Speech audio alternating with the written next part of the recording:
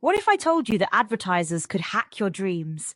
Not in some distant sci-fi future, but right now, in 2026. That's actually not science fiction anymore. The technology exists, and it's already being developed.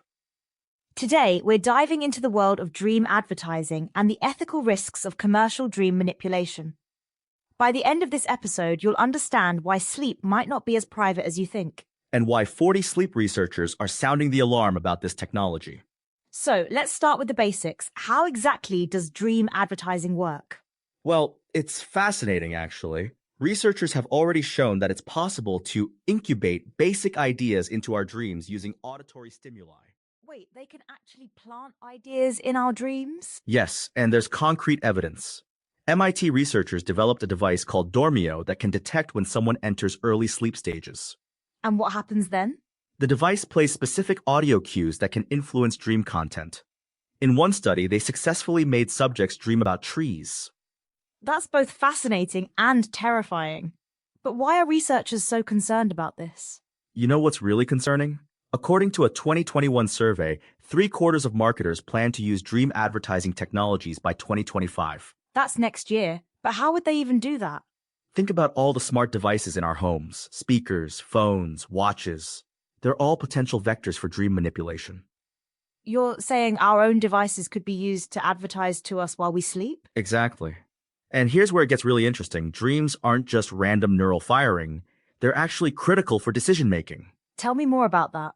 According to Harvard's Robert Stickgold, dreams are biological mechanisms that evolved to help us make important life decisions. So if advertisers can influence our dreams, They could potentially influence our decisions at a fundamental level. this reminds me of something interesting, the history of subliminal advertising. Ah, the infamous movie theater experiment from the 1950s? Yeah, where they claimed to flash drink Coca-Cola messages during films.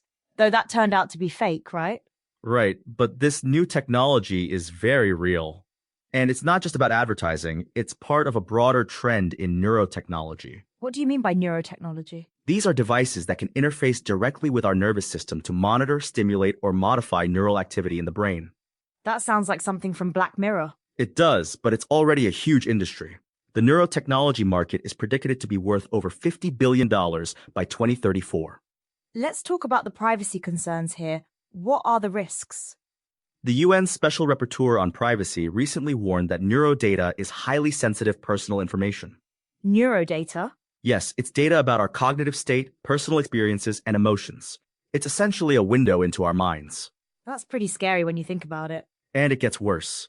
This data could potentially be used to manipulate people's thoughts and decision-making processes.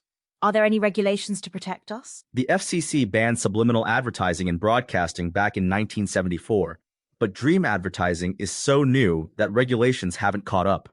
But surely someone's working on new regulations. Yes, the UN is calling for specific regulatory frameworks for neurotechnologies and neurodata processing. What would those regulations look like? They're focusing on 4 key areas: responsible use, privacy rights, ethical practices, and informed consent. But how do you give informed consent for something that happens while you're asleep? That's exactly the problem.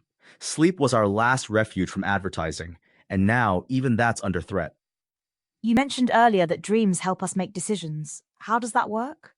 During sleep, our brains process experiences and emotions, helping us form strong associations that guide future choices. So if advertisers can manipulate that process, They could potentially influence our decisions at a subconscious level, yes. that's pretty dystopian. It is, and that's why researchers are pushing for regulation before this technology becomes widespread. What can people do to protect themselves?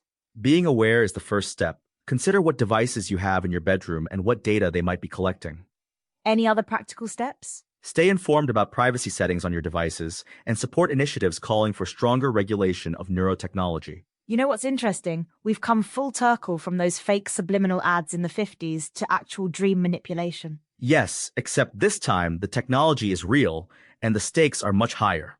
So what's the future looking like? Without proper regulation, we could be heading toward a world where even our dreams aren't our own. That's a sobering thought. How do we prevent that? It starts with public awareness and demanding stronger privacy protections for our mental data. So when you step back from all this, what's the key takeaway? Our minds are the last truly private space we have. Once we lose that privacy, we can't get it back. And there's a real risk of that happening soon. Exactly. The technology is already here, now it's up to us to decide how it's used.